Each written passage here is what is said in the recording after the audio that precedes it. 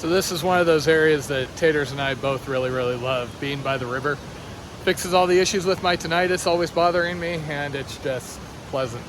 This area did burn, but fairly lightly. I can't tell if most of these trees are fire or beetle kill. I really wouldn't mind spending a couple of days back here. Other than my temperament always has me moving. And once again, you can see why I needed that bridge to get across the Kern here. So I've got 2 full days left plus a partial. My aim is to make that partial day about 13 miles. I just have to get around Windy Gap because there's about a 4,000 foot descent that's on relatively good trail, goes through some redwoods, and Taters will be meeting me at about 4 or 5 on Friday.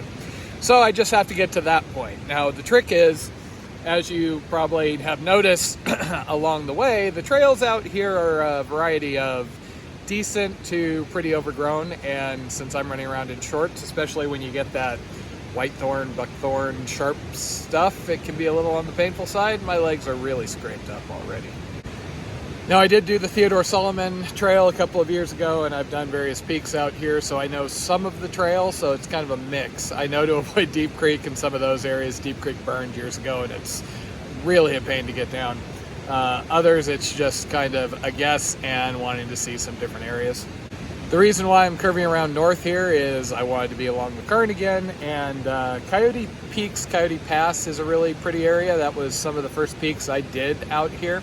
So I'm actually going to go 6 or 7 miles up the Kern, and then I'm going to climb about 4,000 feet up to 10,000 feet, go over Coyote Pass, and then figure out a way across the basin. Now, fortunately, at this point, I put a pretty good dent in my food, so that'll be at least a little bit lighter. I could argue I put a pretty good dent in me also already, but... So basically, I have about 9-ish miles, maybe a little more, and then I will come to a junction up at about 9,300 feet. I'm close to 6,000 down here. And I either head west out to Coyote Pass or south down to Coyote Lakes. Coyote Pass is a little more direct, however, when I went through there on the Theodore Solomon Trail, I know that section of trail, like south of Farewell Gap, was pretty overgrown, so I'm just going to kind of play it by ear. If it looks like the southern route to the lakes is, clearer, I can do miles. It's just, how obstructed is it? I really enjoyed this camp. I wish I could afford to spend a couple more days here. I always tell myself at some point I'm going to come out here when things are slow and just, camp out for like a week and just get things done. And yet somehow I seem to never find the time. There's always 50 other things I want to be doing at any given week. And if you think that rattlesnakes don't exist up at altitude, we've actually seen them up as high as 10K, though they claim they don't go that high. So part of the reason I camped where I did was because it was one of the few spots that had live trees. Because of course the problem is when you've got all these dead ones, you never know when one's going to come down. I've had them smash in the general vicinity of me, and there have been fatalities. So I always try and avoid it, and if I have to camp in a burn area, then you just try and pick someplace that's far away from all the trees. Man, gnats are out today. The other downside of the burn area, I've been dumping buckets of dust out of my shoes. Somebody's had a horse through here, at least the relatively recent past. If I'm lucky, the forest ranger station at the Kern, where I turn up to Coyote Pass, will be there, and maybe I can get some data about what trail out west is going to be in the best shape.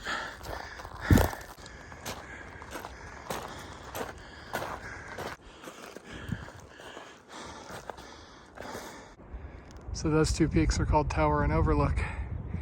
I did them a couple of years ago. Spectacular views up and down this canyon. This is the first of the real lakes I'm going to go by, Little Kern.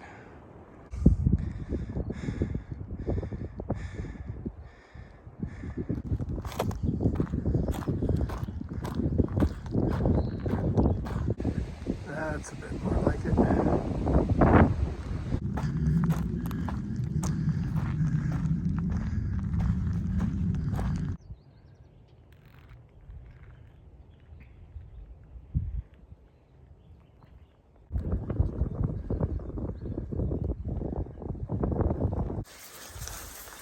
Well, this just got noticeably overgrown. And there's another one.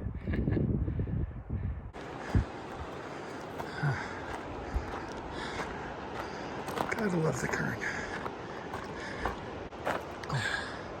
So I'm gonna see if the ranger's in, and if they are, see if they have any beta about trails further west.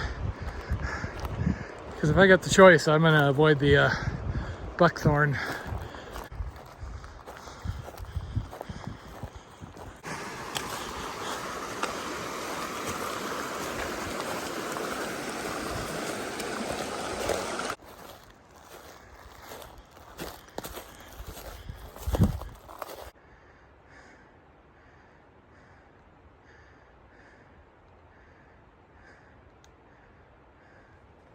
Oh well, would have been nice to chat with them, but early season. I'm surprised he was even in here.